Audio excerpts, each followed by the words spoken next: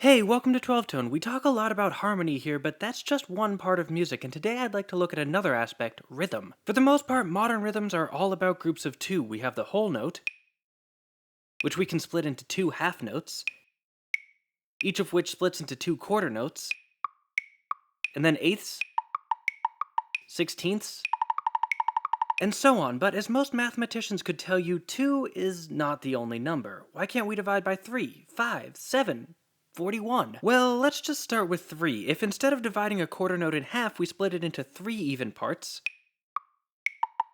we get what are called triplets. Triplets are a fairly common rhythmic feature. They're different enough that they catch your attention, but because 3 is still pretty close to 2, they're not so alien that your ear can't make sense of them. In fact, triplets are so common that some songs are written entirely with a triplet feel. For instance, many songs are written in what's called 3/4, which means that each bar of music has 3 quarter notes in it,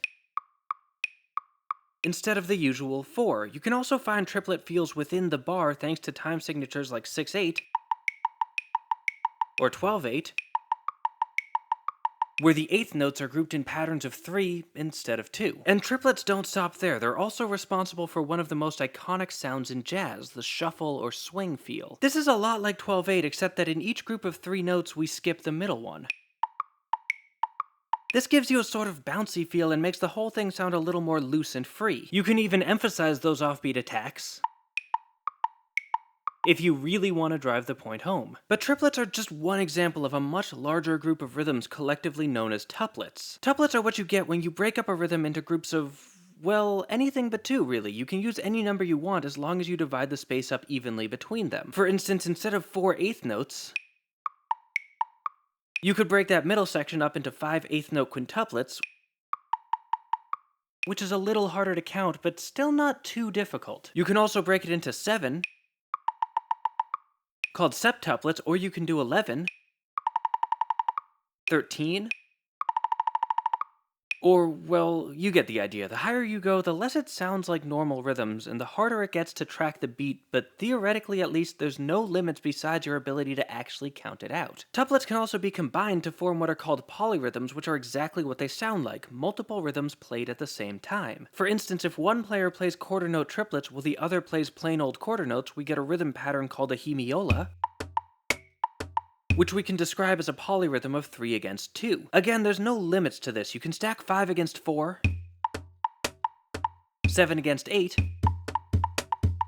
or even combine more than 2 like this 3 against 4 against 5.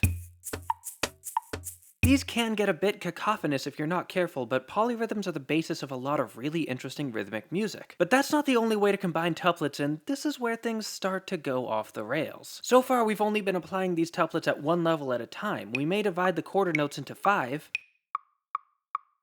but if we want to add eighth notes, we'd still just cut those quarters in half.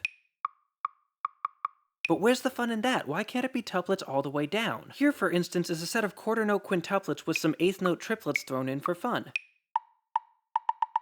These are called nested tuplets, and they're not for the faint of heart, but they can add a huge amount of rhythmic depth to your composition. Of course, they can get incredibly hard to read and play, and the difference between a complex nested tuplet rhythm and a much simpler pattern can be almost unnoticeable, but that's not really a composer issue. We just want some pretty looking math. Speaking of which, we can go deeper. Let's say we take this triplet phrase, and we nest in a different tuplet over these middle 3 notes. But we're not going to use a normal tuplet here. Instead, we'll say we're taking this 3-beat rhythm and dividing it into 2 even parts instead. And yeah, those are just regular eighths again. We've gone back to a normal rhythm, but it's embedded inside a group of triplets. These are called fragmentary or discontinued tuplets because we've effectively taken 3 triplets and spread them out across the bar instead of playing them all at once. They're an absolute nightmare to play faithfully, but again, that's not our problem. So yeah, triplets may be the only kind that gets a whole lot of actual use in the real world, but tuplets as a whole are one of the most powerful and complex rhythmic devices out there. From loosening up a jazz song to constructing rhythms so intricate they make even people like prog legend Steve Vai cringe, there's a lot that tuplets can do. Anyway, thanks for watching. If you want to help make these videos possible, please consider supporting 12 Tone on Patreon. You can also join our mailing list to find out about new episodes, like, share, comment, subscribe, and keep on rockin'.